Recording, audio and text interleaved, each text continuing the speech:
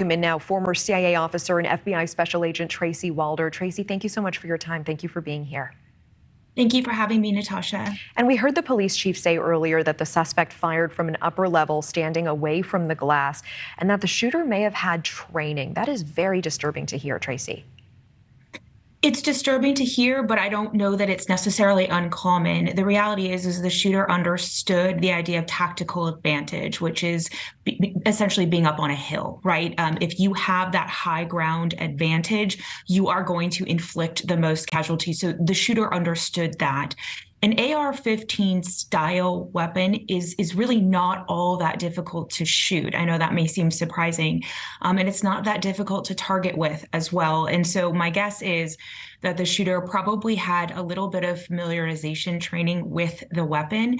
And then really things like Google searching, tactical advantage, those kinds of things are something that they probably could have done. And we know the shooter was under a doctor's care for an emotional disorder, but that was not known to police. What do you make of that piece of information coming out now? So I guess to put it bluntly, I'm not certain that it would have mattered in this case, in that Tennessee really doesn't have what we know as red flag laws. Only 19 states have those, and those are laws that someone who believes that someone could be a danger to themselves and others should have their guns taken away for a period of time. Tennessee doesn't have that.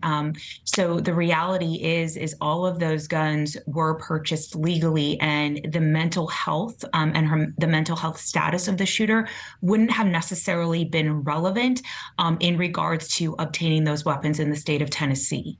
And the police are being commended for their quick response here, of course, running towards the danger to find the shooter. And the chief was actually talking about the officer's heroism in taking control of the situation when police cars were being shot at actively at that time. And of course, we're hearing about the heroism as well as some of the adult victims this morning who may have delayed the shooter. And police releasing this body cam video, Tracy, on Tuesday. And we're not showing the moment that they opened fire on the shooter right now. But can you take me through the intense search throughout the school and also the investigation as it stands at this point? Sure. I also want to comment on what a great job the school faculty also did in terms of locking down the school. They really held to really what schools do, which is locks, lights, out of sight. And they did that. There were no children to be seen. They really did an amazing job of keeping those kids safe. Also, the police, quite frankly, pure and simply, were heroes. They engaged the threat rather than sort of hunkering down and waiting the threat out. They went to the source of the shooting, which is what you are supposed to do in a rapid response situation, is engage the threat, mitigate the threat to others, and then neutralize the threat. And they did exactly what they were supposed to do in a very short period of time, and they should be commended for it. I really hear you. And in your mind as an investigator, how does this stand in perhaps in stark contrast to what we saw after the Uvalde school shooting?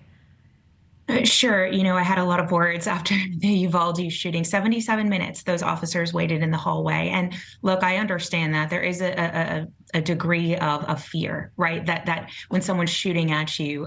However, police are trained to have fear extinction, and they are also trained to engage a target. And they did not do that in the case of Uvalde. They really sort of waited the danger out, which you can do, but not in a school shooter type of situation. That is not what law enforcement is trained to do. And so this stands really in stark contrast to what we saw in Uvalde. And I do believe that their quick action really saved lives here. Yeah. And Tracy, I have the honor and privilege of knowing you personally, and I know how much you have seen and the places that you've been participating in questioning terrorists, being in situations where you are seeing beheaded heads, et cetera. And it really struck me that earlier this week, when you were on our air, and you actually grew emotional seeing some of the body cam footage and seeing some of this unfold. Can you tell me what is striking you so particularly about this event when it does seem that a mass shooting is happening almost every other day in this country? And what is the conversation that is happening among your community of former FBI and CIA? It's interesting. I think I became emotional because I had literally just dropped my own daughter off at school, and she's just 1 year younger than some of these victims. And what really caused me to grow emotional actually were the tiny chairs and the tiny desks. That's what my daughter has. in her school, and I was just thinking about those tiny little bodies. And I think that's what caused me to get emotional. A lot of times people call me sort of the ice princess because I'm really not that emotional, but that's really sort of what caused me to, I guess, get emotional. And also the fact that these children may have seen, this and what they're going to have to go through. My community here actually is in a unique spot in that the pastor's daughter that was killed was the pastor of the church just down the street from me. So a lot of people here know them. In terms of the CIA and FBI, I think a lot of us are just frustrated with this. This shouldn't be something I should have to worry about, potentially my child coming home in a body bag. When I was in Afghanistan, sure, but not when I send my child off to school. Yeah. Thank you for watching. Go to newsnationnow.com to find NewsNation on your television provider. And don't forget to click the red subscribe button below to get more of NewsNation's fact-driven, unbiased coverage.